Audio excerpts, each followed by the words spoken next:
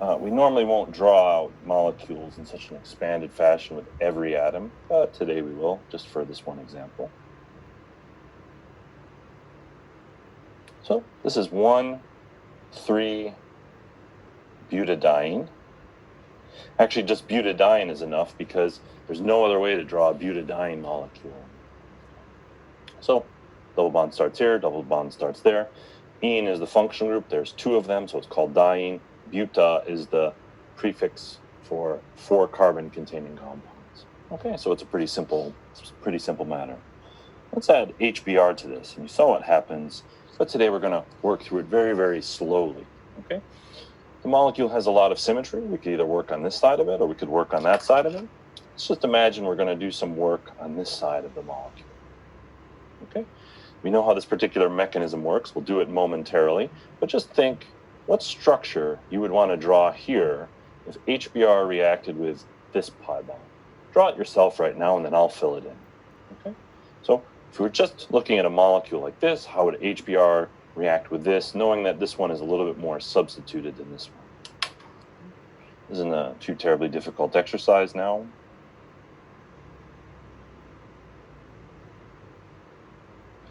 And HBr would add across that pi bond in such a way to put hydrogen at the less substituted side, making the more substituted carbocation and bromide go right to that particular position.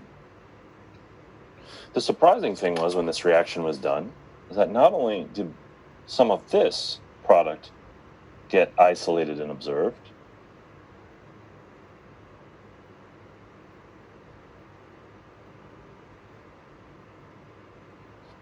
but so did this.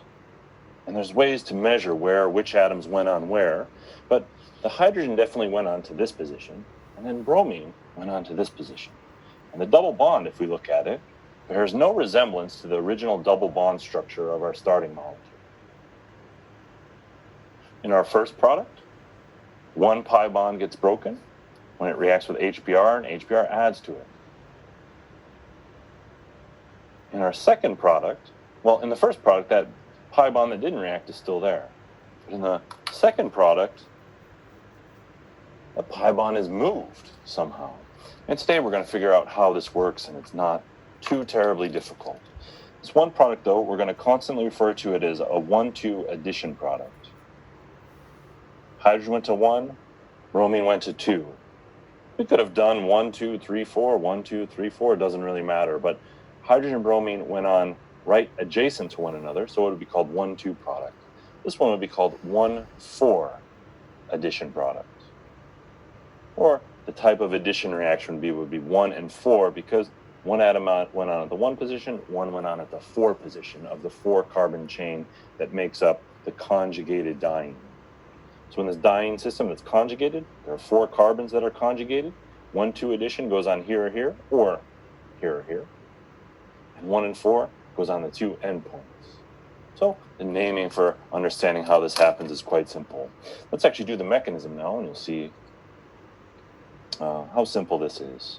Let's actually, again, we're just going to draw this out. It's a little painstaking for me too, but it's Monday. We can go a little bit slow today. We accomplished a lot over the last 2 weeks together. So we can ease into our busy week. We can pick either of these 2 alkenes because they're identical.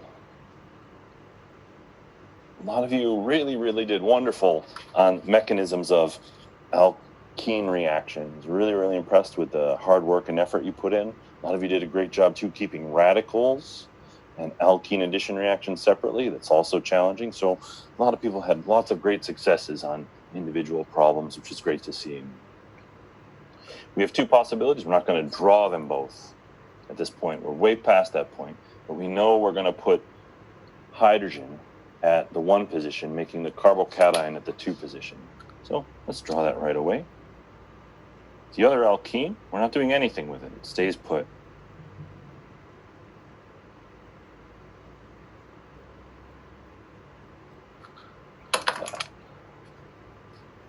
Shouldn't be a pi bond here. Let's fix things. I'll draw it in right. Give you time to catch up with what I've drawn. And I'm just going to draw in red that first hydrogen so we can see where it went. Otherwise, it'd be hard to say, but there'd be 3 hydrogens here. But in our notes, it's crystal clear. In this sense, we've made a secondary carbocation. Okay. The relationship between the secondary carbocation and the 1,2 addition product, very, very easy to understand. Okay. If we simply add bromide to this carbocation, Br minus is floating around here somewhere. And if we just add it to this particular position, that explains the 1,2 addition product. I want you to make some notes about that. I'm not going to write it, but you can just maybe draw an arrow into your notes with a little comment on it. If we add bromide to this secondary carbocation, we make the 1,2 addition product. Again, I'm not going to draw that. I'm not going to annotate my sheet of paper here. It should be self-evident that if we add bromide to this secondary carbocation, we get this 1,2 addition product. Okay? It's self-evident based on what you learned over the last 2 weeks with me, what we had on our second exam together. What I'm curious about is how we explain this one. This hydrogen's on. The double bond somehow ends up in between the second and third carbon, not the third and fourth carbon. Here's where we see resonance play an important, meaningful role for the first time in this particular course together. Notice that we have an sp2, and again, think what's the hybridization at this particular position. It's also still sp2 hybridized. This very, very specific system here, we are going to call an allylic carbocation. The name of this particular system is called an allylic carbocation. It's a very funny name, Allylic. It's a pi bond next to a carbocation. All 3 centers are sp2 hybridized. And when we see sp2, and a carbocation, we have a pi bond here. This can undergo resonance stabilization. The way this works is this particular arrow right here with double arrows, it's very different than this arrow. It's not that. This is an equilibrium arrow. It's not that. This means resonance. And when we draw the special double-headed arrow like this, it means we're going to draw another structure where charge and electrons have moved around. Okay, so this is going to be a resonance arrow. And we have a plus charge here, and we have electrons right next to it. Well, what if we just move those electrons? And we can do this only because these are all sp2 centers right here. There's no sp3 center in the middle, and I know Dr. Marinas kind of hit that point home when he worked with you and first introduced you to resonance. You can't have resonance through an sp3 center. So that's why I've tried to emphasize the special nature of sp2, sp2, sp2, sp2. And again, here we have 3 sp2 centers together, and when we have this arrangement, the electrons can move, and if we redraw the result of this, we get what's called a resonance structure, or a resonance pair.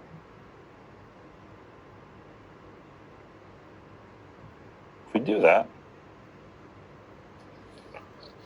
the plus charge ends up on the 4th position in the chain. It started on the 2nd position. We're just calling this arbitrarily 1 because we put hydrogen there. This is the 2nd. We do resonance, move some arrows from the 3rd and 4th position, put them between the 2nd and 3rd position. That stabilizes this carbocation, but in breaking this bond, we make a new carbocation. This would be a secondary carbocation. This would be a primary carbocation. But this overall system that we've just generated here is called a resonance stabilized carbocation, or we could call it an allylic carbocation. And I'm just abbreviating the longhand word carbocation with C+ like this. Okay? So resonance actually imparts added stability to this carbocation. We'll learn a little bit more and expand our carbocation stability trend in the next 5 or 10 minutes or so. We're going to see it's more than just simply tertiary, secondary, primary. When we add resonance, we get added stability. So let's actually explore this particular carbocation here. Okay, I'm just going to do it in my notes here. It's a little crowded, but I have enough space here to finish this off. I'm going to take this carbocation, that I've just made, and I'm going to add Br minus to it. Okay, we added Br minus to this carbocation to get the 1,2 addition product. And if we add Br minus to this particular position, will it match up with the 1,4 addition product? I want you to think about that. So what I mean is, add bromide to this position, and then draw what the structure of the product is that we get.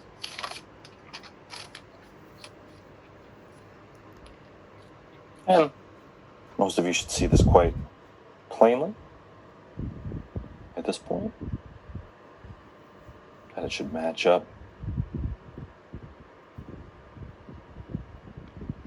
And this explains the 1,4 mode of addition here in this reaction. It starts off very, very simple, this reaction. We think of it first as just a regular old alkene reacting with HBr. We make a carbocation. That's great. We make the more stable one. Add bromide to it. We get one of the two products. We can get to there right away. So I would encourage you to look at this molecule.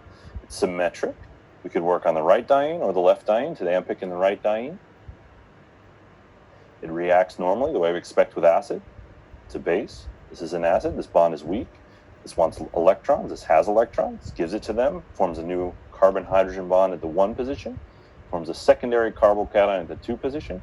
Bromide adds to this. We make a product. Exact same reaction if there wasn't an alkene here. The second product that's formed, we revisit this particular carbocation. We redraw it. And then we look and see right away that this carbocation can be stabilized through resonance. And you're going to have to practice this. You're going to have to get good at drawing resonance. Luckily, the resonance structures we're going to work with primarily are allylic. They're going to look exactly like this. Double bond, carbocation.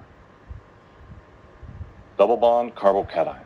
So when you learned resonance with Dr. Marinas, and the little bit of resonance we did earlier is quite exotic. You could have resonance in all sorts of structures. But for conjugated dienes, very predictable. You have a conjugated diene, it will have resonance when we make a carbocation with it. This resonance structure puts the plus charge on the 4th position, and that helps us explain how bromide could add to the 4th position. So in a conjugated diene, if we add hydrogen to the 1 positions, you can see that it's reactive at the 2 position or the 4 position. The 2 position has some plus charge on it. The 4 position has some plus charge on it.